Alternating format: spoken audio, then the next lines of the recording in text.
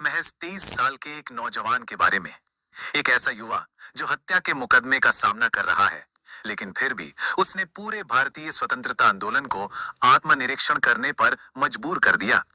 ये कोई मामूली बात नहीं थी। एक वक्त ऐसा भी आया था जब इस युवा क्रांतिकारी की लोकप्रियता साक्षात महात्मा गांधी के बराबर तक पहुंच गई थी, और इसी बात को भारत के पहले प्रधानमंत्री जवाहरलाल नेहरू ने बहुत ही सटीक शब्दों में कहा था। वह एक प्रतीक बन गए, कृत्य भुला दिया गया, प्रतीक रह गया।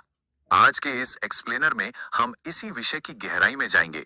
हमारा मुख्य फोकस भगत सिंह के उस जटिल जीवन, उनकी बढ़ती हिंसक कार्रवाइयों और उनके कमाल के क्रांतिकारी वैचारिक विकास को बिना किसी पूर्वाग्रह के समझना है।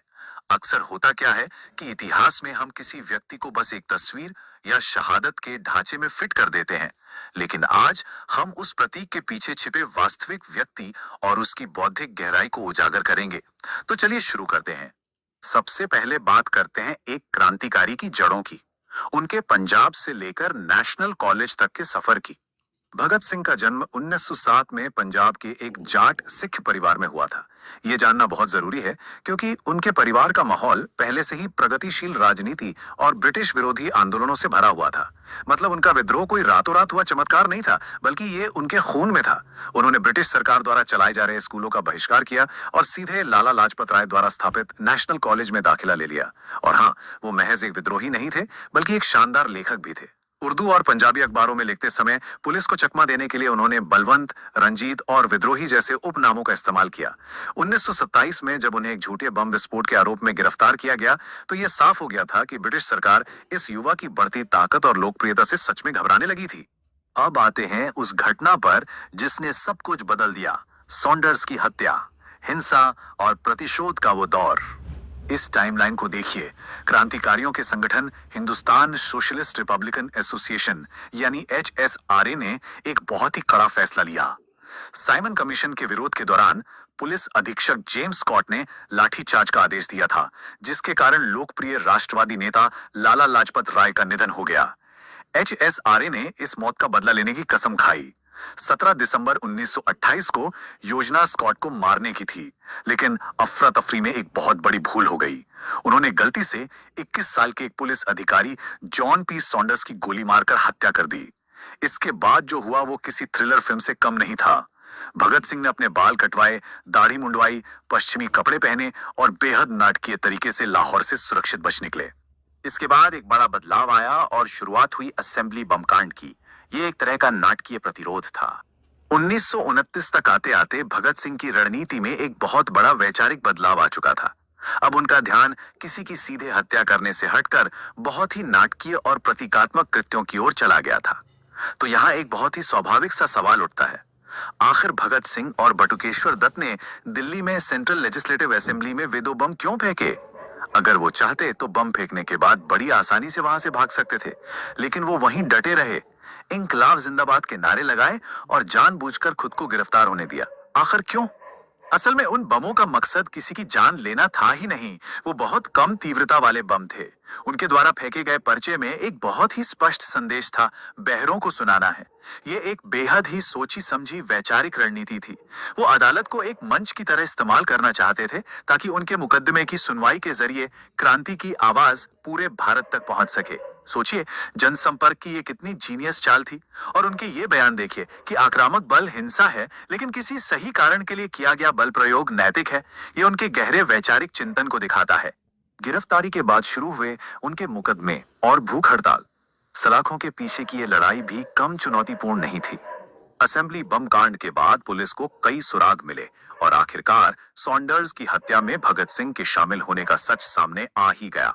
इसके बाद शुरू हुआ मशहूर लाहौर षड्यंत्र केस, लेकिन भगत सिंह की लड़ाई जेल के अंदर भी जारी रही। यूरोपीय और भारतीय कैदियों के बीच होने वाले भारी भेदभाव के खिलाफ उन्होंने आवाज उठाई। राजनीतिक कैदी का दर्जा पाने के लिए उन्होंने एक ऐतिहासिक भूख हड़ताल शुरू कर दी। उनकी मांगे बहुत ही बुनियादी थीं, जैसे समान दर्जे का खाना, पहनने के लिए उचित कपड़े, पढ़ने के लिए किताबें और कोई अपमानजनक मजदूरी नहीं। ये भूख हड़ताल पूरे 116 दिनों तक चली। इस दौरान उनके साथी जतिन दास का निधन हो गया, जिसने पूरे देश की आत्मा को झकझोर कर रख दिया। सिर्फ 23 साल, इतनी छोटी सी उम्र में एक विशेष ट्रिब्यूनल ने भगत सिंह, राजगुरु और सुखदेव को फांसी की सजा सुना दी। ये कोई सामान्य या निष्पक्ष अदालती फैसला नहीं था। ये एक बेहद विवादास्पद न्यायिक प्रक्रिया थी जिसमें इन नौजवानों को अपना बचाव करने का कोई उचित अवसर तक नहीं दिया गया था। अब हम उनके जीवन के उस पहलू को देखेंगे जिसकी चर्चा कम होती है, उनकी विचारधारा और नास्तिकता, जो उनके जीवन का बौद्धिक आधार था। अक्सर भगत सिंह के इस बौद्धिक पक्ष को नजरअंदाज कर दिया जाता है। जेल में रहते हुए उन्होंने मार्क्सवादी और अराजकतावादी साहित्य का जमकर अध्ययन किया था। यहाँ भारतीय स्वतंत्रता संग्राम की दो प्रमुख धाराओं के बीच का अंतर समझना बहुत दिलचस्प है। एक तरफ था महात्मा गांधी का सत्याग्रह, जो पूरी तरह से अहिंसा और गहरे धार्मिक सिद्धांतों पर टिका था, और दूसरी तरफ था भगत सिंह के HSRA का दृष्टिकोण, जो बोल्शेविज्म से प्रेरित था, उग्र नास्तिकता में विश्वास रखता था और मानता था कि शोषक राज्य को उखाड़ फेंकने के लिए सशस्त्र क्रांति ही एकमात्र रास्ता है। रास्ते बिल्कुल अलग थे, पर मंजिल एक ही थी। जेल में ही उन्होंने अपना सबसे मशहूर निबंध लिखा, मैं नास्तिक क्यों हूं। असहयोग आंदोलन के बाद जब देश में भयानक हिंदू मुस्लिम दंगे हुए तो उनके मन में धर्म को लेकर कई सवाल उठे। जब जेल में एक साथी ने उनसे कहा कि ईश्वर को ना मानना महज उनका अहंकार है, तो उन्होंने ये लेख लिखा। उन्होंने साफ किया कि धर्म से उनका ये अलगाव पूरी तरह से तर्क और बुद्धि का परिणाम है। उनका दृढ़ विश्वास था कि क्रांति के बाद के समाज को धर्म और राज्य के नियंत्रण से पूरी तरह आजाद होना चाहिए। यह निबंध साबित करता है कि वो केवल एक गुस्सैल युवा नहीं थे, बल्कि एक बहुत ही परिपक्व विचारक थे। और अब बात करते हैं उनकी एक स्थायी विरासत की, उस प्रतीक के लिए होने वाली वैचारिक लड़ाई की। 23 मार्च 1931 को तय समय से 11 घंटे पहले ही उन्हें गुपचुप तरीके से फांसी दे दी गई, लेकिन उनकी शहादत के बाद उनकी लोकप्रियता ने आसमान छू लिया। आज एक बहुत ही दिलचस्प आधुनिक विडंबना देखने को मिलती है, जिसे प्रोफेसर प्रीतम सिंह ने बहुत अच्छे से समझाया है। इस टेबल को देखिए। आज के लगभग सभी राजनीतिक समूह उनकी विरासत पर अपना हक जताना चाहते हैं, लेकिन मजेदार बात यह है कि भगत सिंह का असल जीवन इन सभी गुटों की मूल विचारधारा को चुनौती देता है। गांधीवादी उन्हें नायक तो मानते हैं, लेकिन उनकी हिंसा को नकारते हैं। हिंदू राष्ट्रवादी उन्हें देशभक्त मानते हैं, लेकिन उनकी नास्तिकता से कतराते हैं। और वामपंथी उनकी समाजवादी सोच को तो अपनाते हैं, लेकिन सशस्त्र संघर्ष के तरीकों से दूरी बनाते हैं। मौत जब दरवाजे पर खड़ी हो, तब भी ज्ञान की भूख कैसी होती है, इसका इससे बड़ा उदाहरण शायद ही मिले। फांसी के तख्ते की ओर जाने से ठीक पहले उनकी अंतिम इच्छा क्या थी? वो एक जर्मन मार्क्सवादी क्लारा ज़ेटकिन की किताब रेमिनिसेंस ऑफ लेनिन का आखिरी पन्ना पढ़ रहे थे और उसे पूरा करना चाहते थे। जरा सोचिए, जो व्यक्ति मौत से चंद कदम की दूरी पर है, वो भी क्रांति के बारे में पढ़ रहा है। ये वाकया दिखाता है कि अंतिम सांस तक विचारों के प्रति उनका समर्पण कितना अटूट था। व्यक्तियों को मारना आसान है, लेकिन आप विचारों को नहीं मार सकते। महान साम्राज्य ढह गए, जबकि विचार जिंदा रहे। इस पूरे विश्लेषण से एक बात बिल्कुल शीशे की तरह साफ हो जाती है, भगत सिंह महज एक तस्वीर, एक नाम या केवल एक शहीद नहीं थे।